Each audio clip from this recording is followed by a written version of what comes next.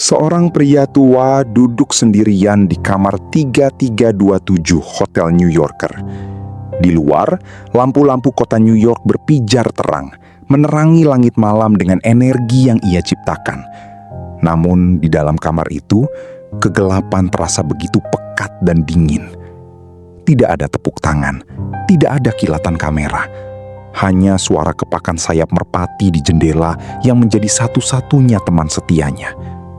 Inilah Nikola Tesla, sang penyihir listrik yang memberikan dunia cahaya, namun dibiarkan mati dalam kesunyian dan kemiskinan yang mencekik.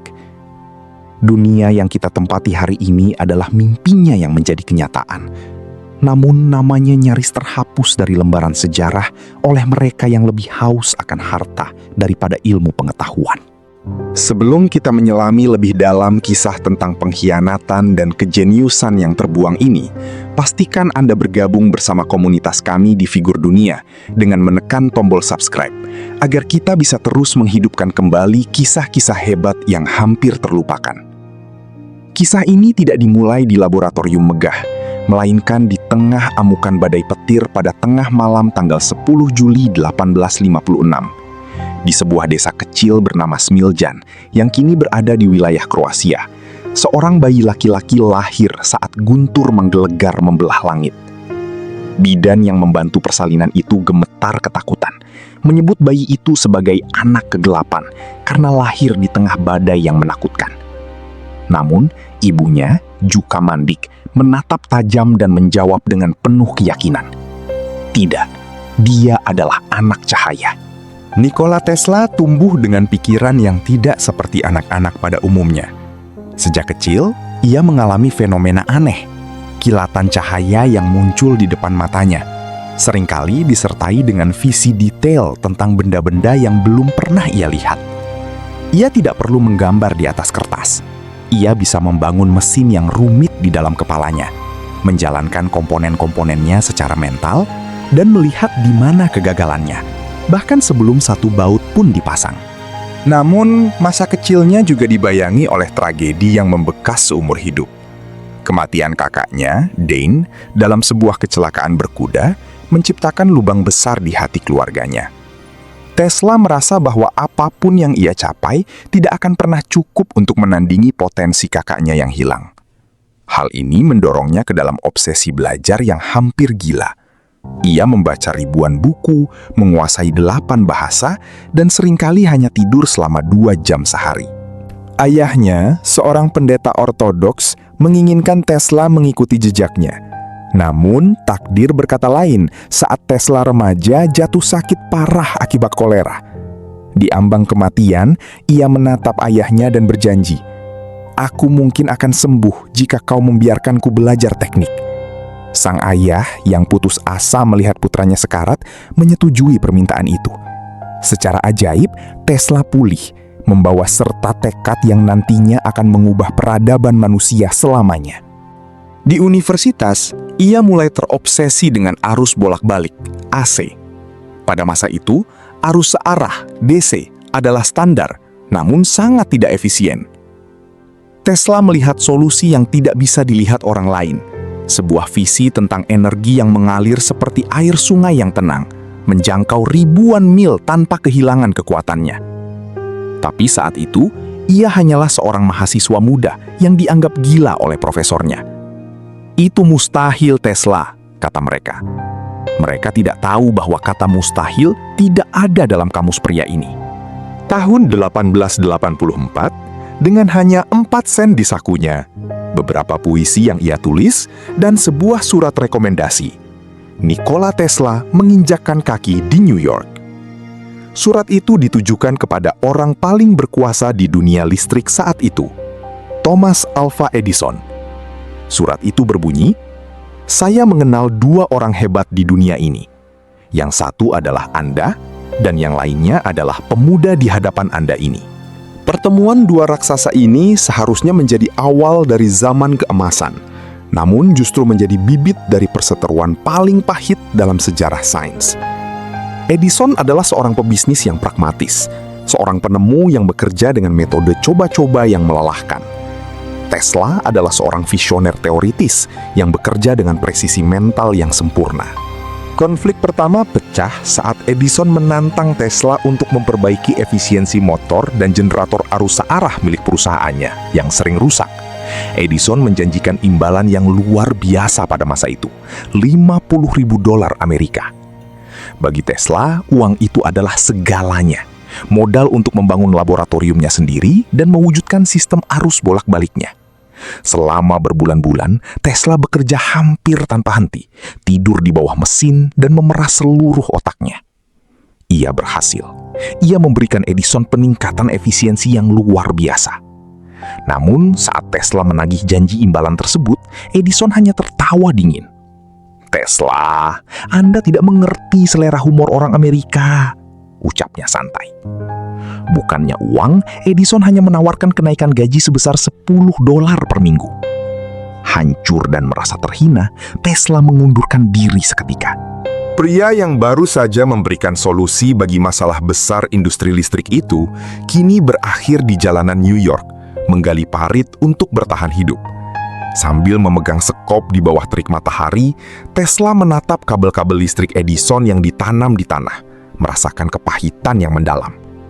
Ia adalah seorang jenius yang dipaksa menjadi kuli karena kejujurannya dikhianati oleh keserakahan. Namun, takdir tidak membiarkan Tesla terkubur dalam parit terlalu lama. Kejeniusannya terlalu terang untuk disembunyikan. Pada tahun 1887, ia berhasil menarik perhatian para investor dan mendirikan Tesla Electric Company. Disinilah ia menyempurnakan sistem arus bolak-balik (AC) miliknya. Sebuah sistem yang jauh lebih superior, lebih murah, dan mampu mengirimkan listrik dalam jarak jauh dibandingkan arus searah (DC) milik Edison. George Westinghouse, seorang pengusaha visioner lainnya, mencium potensi besar dalam penemuan Tesla.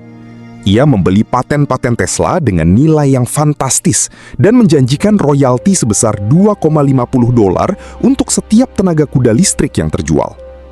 Ini adalah kontrak yang seharusnya menjadikan Tesla orang terkaya di dunia, melampaui kekayaan Jeff Bezos atau Elon Musk di zaman sekarang. Namun, kemunculan aliansi Tesla-Westinghouse memicu kemarahan Thomas Edison. Inilah dimulainya perang arus yang legendaris. Edison, yang takut kerajaan bisnis DC-nya runtuh, memulai kampanye hitam yang kejam untuk menjatuhkan reputasi sistem AC milik Tesla. Edison melakukan demonstrasi publik yang mengerikan. Ia menyengat anjing, kucing, dan bahkan seekor gajah bernama Topsy dengan arus bolak-balik di depan kerumunan orang untuk menyebarkan ketakutan bahwa sistem Tesla mematikan. Ia bahkan secara diam-diam mendanai pembuatan kursi listrik pertama yang menggunakan arus bolak-balik, agar masyarakat mengasosiasikan penemuan Tesla dengan kematian dan eksekusi. Di tengah tekanan yang luar biasa itu, Tesla tetap tenang. Ia tahu bahwa kebenaran sains tidak bisa dimanipulasi selamanya.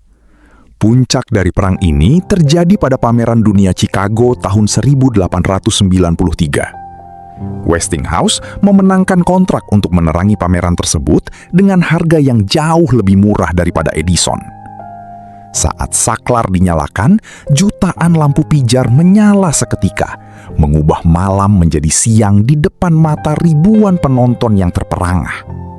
Itu adalah pemandangan yang belum pernah dilihat manusia sebelumnya. Tesla berdiri di sana, di tengah pendar cahaya biru yang megah, membiarkan arus listrik jutaan volt mengalir melalui tubuhnya sendiri untuk membuktikan bahwa penemuannya aman. Pada malam itu, dunia menyadari satu hal. Masa depan adalah milik Nikola Tesla. Kemenangan di Chicago membawa Tesla ke puncak kejayaan. Ia segera mengerjakan proyek ambisius berikutnya, menjinakkan air terjun Niagara. Ia membangun pembangkit listrik tenaga air pertama di dunia, membuktikan bahwa kekuatan alam bisa diubah menjadi energi yang menghidupkan kota-kota besar. Namun, kemenangan ini datang dengan harga yang sangat mahal. Perusahaan Westinghouse berada di ambang kebangkrutan karena biaya perang hukum melawan Edison dan ekspansi yang terlalu cepat. George Westinghouse mendatangi Tesla dengan kepala tertunduk, menjelaskan bahwa jika mereka tidak membatalkan kontrak royalti yang fantastis itu, perusahaan akan hancur dan mimpi Tesla tentang listrik untuk dunia akan mati. Disinilah kita melihat sisi Tesla yang bukan seorang pebisnis, melainkan seorang martir bagi ilmu pengetahuan. Tanpa ragu, Tesla merobek kontrak royaltinya yang bernilai miliaran dolar. Ia berkata kepada Westinghouse, "Berikan saya kemajuan bagi dunia, dan simpanlah uangmu." Dengan satu sobekan kertas itu, Tesla melepaskan haknya untuk menjadi orang terkaya di bumi. Ia melakukannya demi memastikan bahwa penemuannya bisa digunakan oleh seluruh umat manusia. Ia memilih cahaya bagi dunia di atas kemewahan bagi dirinya sendiri. Ini adalah pengorbanan terbesar dalam sejarah industri modern, sebuah tindakan yang nantinya akan ia sesali di masa tuanya yang sunyi. Setelah memberikan dunia listrik, Tesla beralih ke obsesi berikutnya, komunikasi nirkabel. Ia membayangkan sebuah dunia di mana informasi, suara, dan bahkan energi dapat dikirimkan melalui udara tanpa kabel 1 senti pun. Pada tahun 1895, saat Tesla sedang bersiap untuk mengirimkan sinyal radio pertama dalam jarak jauh, sebuah tragedi besar menimpa. Laboratoriumnya di New York terbakar habis. Seluruh catatan penelitian, model-model mesin, dan data-data penting selama bertahun-tahun lenyap menjadi abu. "Saya terlalu sedih untuk menangis," ucapnya saat melihat puing-puing laboratoriumnya. Namun, di tengah kesedihan Tesla, seorang pria bernama Guglielmo Marconi muncul. Menggunakan banyak dari paten-paten yang telah didaftarkan Tesla sebelumnya, Marconi berhasil mengirimkan transmisi radio transatlantik pertama. Dunia bersorak merayakan Marconi sebagai Bapak Radio. Ketika diberitahu tentang hal ini, Tesla hanya berkomentar dengan tenang, "Marconi adalah pria yang baik, biarkan dia melanjutkan. Dia menggunakan 17 dari paten saya." Tapi kebaikan hati Tesla dibalas dengan pengkhianatan sistemik. Kantor paten Amerika Serikat secara tiba-tiba membatalkan paten radio Tesla dan memberikannya kepada Marconi. Alasan dibaliknya sangat politis. Marconi didukung oleh investor-investor kuat seperti Andrew Carnegie dan Thomas Edison. Mereka ingin menghapus nama Tesla dari sejarah demi kepentingan finansial mereka. Tahun 1909, Marconi menerima hadiah Nobel untuk penemuan radio. Tesla, yang merupakan penemu sebenarnya dari teknologi tersebut, tidak mendapatkan apa-apa. Ia hanya bisa menonton dari kejauhan saat orang lain menerima penghargaan tertinggi untuk karya yang telah ia rintis dengan air mata dan keringat.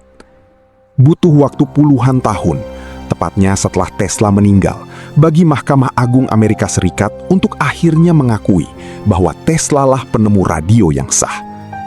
Namun bagi Tesla, pengakuan yang terlambat itu tidak lagi berarti apa-apa. Kejeniusan Tesla tidak berhenti pada komunikasi suara.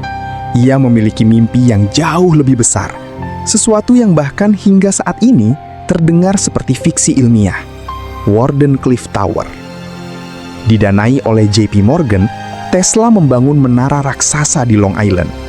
Tujuannya bukan sekedar mengirim pesan, tetapi mengirimkan energi listrik secara nirkabel ke seluruh penjuru bumi. Ia ingin setiap orang di belahan dunia manapun bisa menancapkan alat ke tanah dan mendapatkan energi gratis. Listrik untuk semua. Itulah visinya. Namun, JP Morgan segera menyadari satu hal yang fatal bagi kepentingan bisnisnya. Jika listrik bisa didapatkan secara gratis tanpa kabel, bagaimana dia bisa memasang meteran listrik? Bagaimana dia bisa menagih uang dari masyarakat? Jika semua orang bisa mendapatkan energi dengan bebas, di mana tempat untuk menaruh meteran? Tanya Morgan. Ketika Tesla menjawab bahwa ini adalah untuk kesejahteraan umat manusia, Morgan segera menghentikan pendanaannya. Ia bukan hanya berhenti memberi uang, tetapi ia menggunakan pengaruhnya untuk memastikan tidak ada investor lain yang membantu Tesla. Morgan bahkan menghancurkan reputasi Tesla, menyebutnya sebagai ilmuwan gila yang berhalusinasi. Tesla hancur. Ia berdiri di bawah menara Wardenclyffe yang setengah jadi, menatap monumen kegagalan mimpinya. Menara itu akhirnya diruntuhkan dan dijual sebagai besi tua untuk membayar hutang-hutangnya. Pada titik inilah, Nikola Tesla mulai kehilangan segalanya. Uangnya, laboratoriumnya, dan yang paling menyakitkan, kepercayaan dunia terhadap dirinya. Memasuki masa tuanya, Tesla menjadi sosok yang semakin terasing. Ia mulai menunjukkan gejala gangguan obsesif kompulsif, OCD, yang parah. Ia terobsesi dengan angka 3, 6, dan 9. Ia akan berjalan mengelilingi sebuah blok sebanyak 3 kali sebelum masuk ke dalam gedung. Ia membersihkan piringnya dengan 18 serbet. Ia tidak pernah menikah. Ia pernah berkata bahwa ia mendedikasikan seluruh hidupnya untuk penemuannya, dan cinta terhadap wanita akan mengalihkan fokusnya. Namun, di balik sikapnya yang dingin dan eksentrik, Tesla sangat kesepian. Satu-satunya hiburan yang ia miliki adalah burung-burung merpati di Taman New York. Ia akan menghabiskan waktu berjam-jam memberi makan mereka. Ada seekor merpati putih yang sangat ia cintai. Tesla pernah berkata, "Aku mencintai merpati itu seperti seorang pria mencintai seorang wanita, dan dia pun mencintaiku. Selama aku memilikinya, ada tujuan dalam hidupku." Suatu malam, merpati putih itu terbang masuk ke kamar hotel Tesla melalui jendela. Tesla melihat cahaya yang sangat terang terpancar dari mata burung itu. Cahaya yang lebih terang dari lampu-lampu yang pernah ia ciptakan. Sesaat kemudian, merpati itu mati di tangannya. Tesla tahu bahwa itu adalah pertanda. Saat burung itu mati, sesuatu dalam diriku pun ikut mati, bisiknya. Dunia yang telah ia terangi dengan cahaya, kini seolah-olah berkonspirasi untuk melupakannya. Buku-buku sejarah mulai mencatat Edison sebagai pahlawan listrik dan Marconi sebagai bapak radio. Nama Tesla perlahan-lahan menghilang, terkubur di bawah dominasi perusahaan-perusahaan besar yang menggunakan teknologinya tanpa pernah membayar 1 sen pun royalti kepadanya. Ia hidup berpindah-pindah dari satu hotel ke hotel lain, meninggalkan hutang yang menumpuk di mana-mana.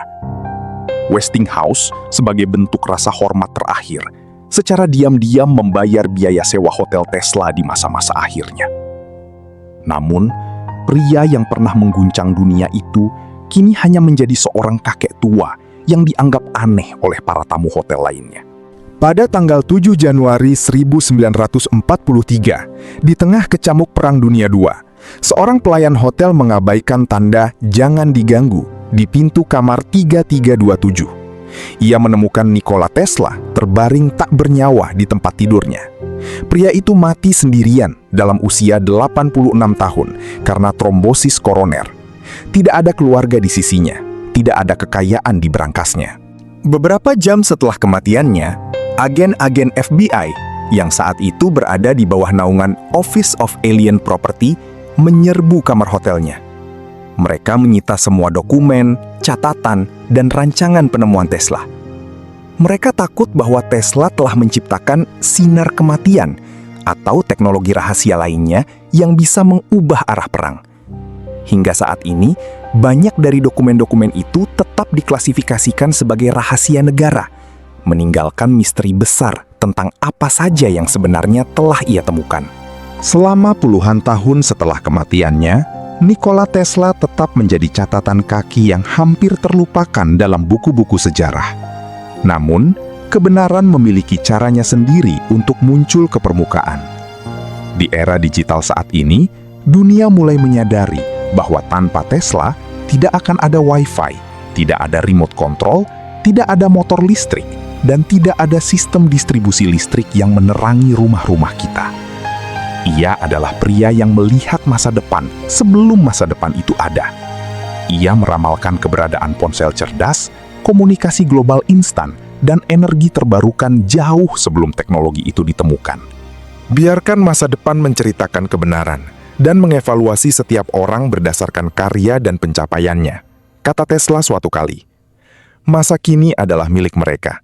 Masa depan, yang untuknya saya telah bekerja keras, adalah milik saya. Kini nama Tesla kembali bergema di seluruh dunia. Dari nama unit pengukuran magnetik hingga merek mobil listrik paling populer di planet ini, ia akhirnya mendapatkan pengakuan yang sempat dicuri darinya. Namun yang lebih penting dari sekedar nama, Warisan sejati Tesla terletak pada setiap kali kita menyalakan lampu, setiap kali kita menggunakan internet, dan setiap kali kita memandang petir di langit malam. Di sanalah semangat sang anak cahaya terus hidup. Terima kasih telah menemani perjalanan emosional ini di channel Figur Dunia. Jangan lupa untuk menyukai video ini dan membagikannya, agar lebih banyak orang yang tahu siapa sebenarnya pria di balik cahaya dunia kita. Sampai jumpa di kisah tokoh hebat berikutnya. Kisah Nikola Tesla adalah pengingat yang pahit sekaligus inspiratif. Ini adalah kisah tentang bagaimana integritas seringkali bertabrakan dengan keserakahan, dan bagaimana kejeniusan murni terkadang harus kalah oleh kekuatan modal. Namun, ini juga merupakan bukti bahwa sebuah ide yang benar-benar hebat tidak akan pernah bisa benar-benar mati. Tesla mungkin mati dalam kemiskinan, namun ia meninggalkan kekayaan yang tak ternilai bagi umat manusia. Ia kehilangan pengakuan di masa hidupnya, namun ia memenangkan tempat abadi di dalam sejarah peradaban. Ia adalah pengingat bagi kita semua untuk terus bermimpi, meskipun dunia mencoba memadamkan cahaya kita. Dunia mungkin pernah melupakannya, tapi hari ini kita berdiri di sini untuk memastikan bahwa nama Nikola Tesla akan selalu diingat sebagai pria yang menyalakan dunia dengan tangannya sendiri. Figur Dunia menghidupkan kembali sejarah yang terlupakan.